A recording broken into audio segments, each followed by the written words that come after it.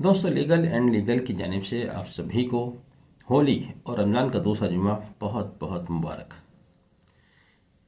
ऐसा पहली बार नहीं हुआ है कि जुमे के दिन होली का त्यौहार पड़ रहा है, बल्कि इससे पहले भी कई बार हो चुका है, या यूँ मान कर चलिए कि हर तीसरे चौथे साल इस तरह के संयोग पड़ता रहता है कि जब जुमा और होली साथ साथ आते हैं।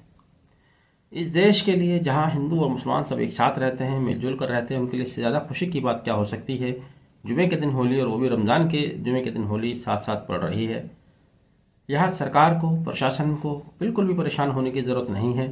इस देश के लोग इतने समझदार हैं, आपस में इतने भाईचारा प्रेम के साथ रहना जानते हैं कि ना सरकार को चिंता करने की ज़रूरत है, ना प्रशासन को व्यवस्था करने की ज़रूरत है।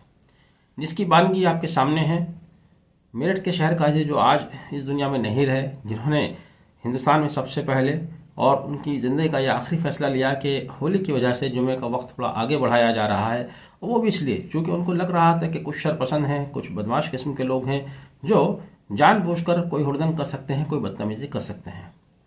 आम हिंदू लोगों की तरफ से या मुसलमानों की तरफ से किसी को कोई खतरा नहीं है, कभी कोई किसी तरह की बदतमीजी नहीं हुई है, आज तक नहीं हुई है। हिंदू और मुसलमानों का साथ साथ रहने का इतिहास अब का नहीं, 1000 साल पुराना है।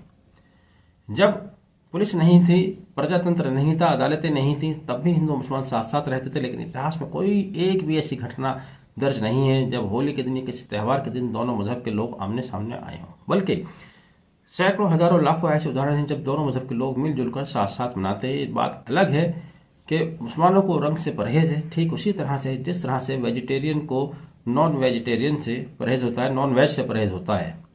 तो एक अकीदे का मामला है, इसमें किसी को कोई इतना परेशान होने की ज़रूरत नहीं है। जिसका जो अकीदा है वो उस पर रहते हुए, अपने मज़हब पर रहते हुए आपस में मिलजुल कर रहता है। यही हमारे देश की खूबसूरती, हमारे देश की पहचान है। आप सभी को होली की दिली मुबारकबाद। और मैं पूरी उम्मीद के साथ कहता हूँ कि जिस तरह से गुज़िश्ता सालों में सारे त्यौहार साथ साथ मनाए गए हैं, रमज़ान के महीने में कई बार होली आ चुकी है, और अगले 2 साल भी ऐसा उम्मीद है कि रमज़ान के महीने में होली आएगी। पहला कभी कोई ऐसा इतिहास नहीं रहा और आगे भी ऐसा कुछ नहीं होने वाला है। जो बदमाश किस्म के लोग हैं, लफंगे लोग हैं, उनकी फितरत बदमाशी करना है। वो बहुत चंद लोग होते हैं, कम लोग होते हैं, उनसे निपटना प्रशासन का काम है। बाकी इंसान की फितरत मोहब्बत करना है, भाईचारा फैलाना है। तो मोहब्बत और भाईचारा कायम रहेगा, कायम रहा है। इसी उम्मीद के साथ आप रंगों का त्यौहार होली धूमधाम से मनाएं, पूरे जोश और खरोश के साथ मनाएं। और रमज़ान चल रहे हैं तो जुमा, मुसलमान कोई सेलिब्रेशन तो होता नहीं है, नमाज ही पढ़ते हैं इकट्ठा होकर। नमाज भी उसी तरह से पढ़ी जाएगी इंशाल्लाह, किसी तरह की कोई परेशानी नहीं आ पाएगी।